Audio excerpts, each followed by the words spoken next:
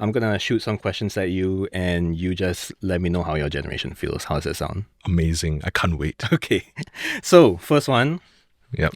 Are Gen Z workers hungry enough to make sacrifices for their career, or only hungry enough to make demands? I really hate these kind of questions, you know. You Okay. say like, are we hungry enough? Are we hungry enough to make sacrifices? Okay. Make sacrifices for what?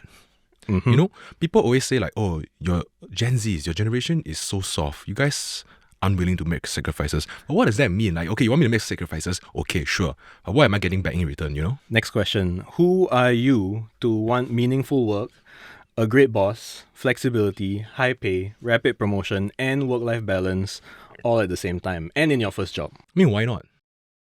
I remember growing up, a lot of my elders, they always tell me that, you know, you go through this structured you go to poly, you go to university, you come out, you have an easy time finding job. You can't just bait me when I was younger. You can't just say these kind of things to me when I was younger, right? And then afterwards expect me not to have these kind of expectations when I finally graduate and enter the workforce, right? So why do you think that you know better than someone who has worked in this company for years and years? If I don't give an idea, you say I'm not productive. If I give my idea, then you tell me, oh, you think you know better than me. Okay, that's fair. I understand that you've also prepared some questions for the older folks, right? So I want this to be a two-way street. So what are your questions that you have for us? So let's say I'm an intern, right? Mm-hmm. When you give me a lot of work, are you sure it's about giving me the chance to experience work, to experience things, or are you just abusing my contract? Honestly, sometimes it's a little bit of both. You know, this valuable work experience, right? It often comes from doing real work, and you just can't get away with that. But I'd say that you should be thinking about whether you are being stretched by your manager who thinks you could do better, or if you're being used, because those are different things. I'm being given a lot of work that's way beyond my pay grade. Why? Because growth is beyond your pay grade. Nobody gets promoted because they mastered the responsibilities that they already have. Otherwise, I'm just going to make you keep doing the same things. So if you are saying this isn't in my job description, I'd tell you that neither was half the stuff that I learned and I had to do to get me to where I am today. What else do you have? I'm done with work already. Why must I still stick around the office? Well, I agree. You know, my question is, why can't you? But if you've genuinely finished everything, then leaving early shouldn't be an issue lah.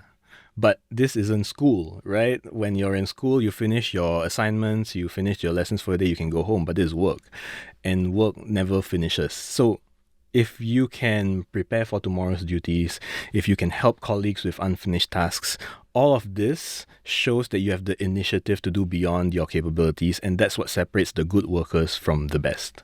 And that's not a generational thing. That's just a worker differentiation.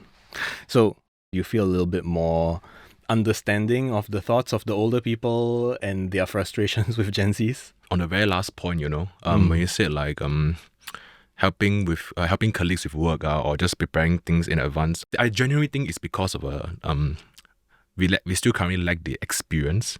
We still don't really understand workplace norms and stuff, or maybe we don't really understand. We're still trying to grasp and fully understand interpersonal relations, working relations.